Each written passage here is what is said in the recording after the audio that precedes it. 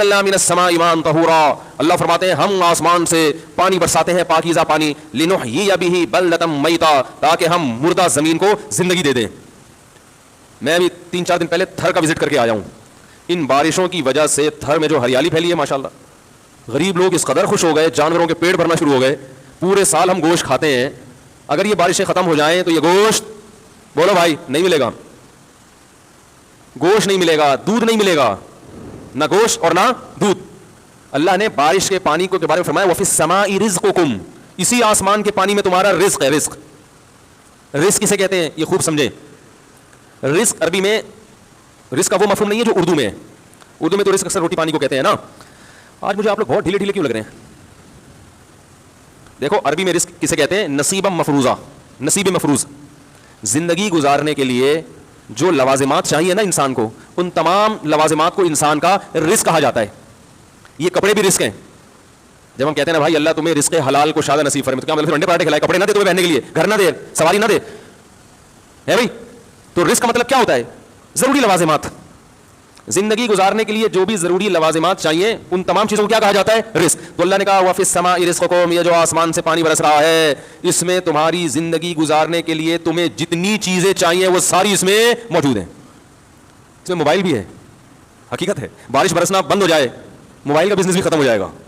اسی میں بچوں کو اسکول پہنچانے کے لیے کنوینس کا خرچہ بھی ہے۔ میں اس لیے کہہ رہا ہوں کہ ان چیزوں کی طرف تو توجہ جاتی نہیں ہے۔ لوگ کہتے ہیں اس سے بس بارش برسے گی تو گھاس اگے گی تو جانور کھائیں گے تو گوشت ملے گا تو دودھ پیئیں گے تو کھلا کھائیں گے تو ننگا نہائیں گے، لوگ یہ سمجھ رہے ہوتے ہیں بس۔ اور اس سے گندم پیدا ہوگی اور اس سے جناب سرسوں پیدا ہوگی، بس ایسا نہیں ہے بھائی۔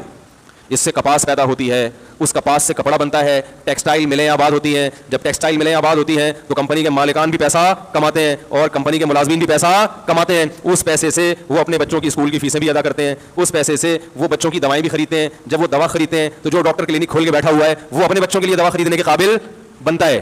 کیا ہو گیا؟ غلط تو نہیں کہہ رہا بھائی؟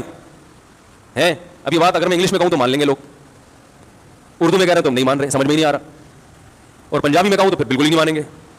تو لوگوں نے عجیب معیار بنایا ہوا ہے نا زبانوں کا۔ تو اللہ تعالیٰ نے کیا فرمایا؟ اسی آسمان کے پانی میں کیا ہے؟ رزق ہے، رزق۔ اب یہ جو بارش برس رہی ہے یہ ہمارے بچوں کی اسکول کی فیسیں لے کے بھی آ رہی ہے، یہ بچوں کی دواؤں کے بولو نا بھائی خرچے لے کے بھی آ رہی ہے، یہ بیماریوں کے خاتمے کا ذریعہ بھی بن رہی ہے، یہ کے ای ایس سی والوں کی بدنامی کا ذریعہ بھی بن رہی ہے، یہ کے ایم سی والوں کی بدنامی کا ذریعہ بھی بن رہی ہے۔ حالانکہ ہمیں ہمارا فرض بنتا ہے کہ ہم ان کو بدنام کریں، لیکن بزبان حال یہ ہماری ساری ضرورتیں پوری کر رہی ہے،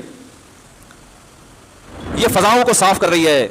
تو اللہ تعالیٰ نے اتنی بڑی نعمت رکھی، اگر یہ ختم ہو جائے تو ٹیکسٹائل ملیں چلیں گی؟ بتاؤ بھائی، کپاس ہی پیدا نہیں ہوگی تو ملیں کہاں سے چلیں گی؟ لوگ کہتے ہیں پیٹرول تو بارش سے نہیں پیدا ہوتا، تو پیٹرول کی ضرورت کیوں ہوتی ہے ہمیں؟ پیٹرول کی ضرورت ہمیں ہوتی ہے ہم ملازمت کے لیے گھر سے آفس جائیں اپنی گاڑی میں بیٹھ کے، جب آفس نہیں رہے گا تو اس پیٹرول کو پیو گے کیا؟ کیا ہو گیا بھائی؟ اور یا ٹرک لے جا رہے ہوتے ہیں مال ادھر سے ادھر، جب وہ مال ہی نہیں رہے گا تو وہ ٹرک پیٹرول ڈال کے کریں گے کیا؟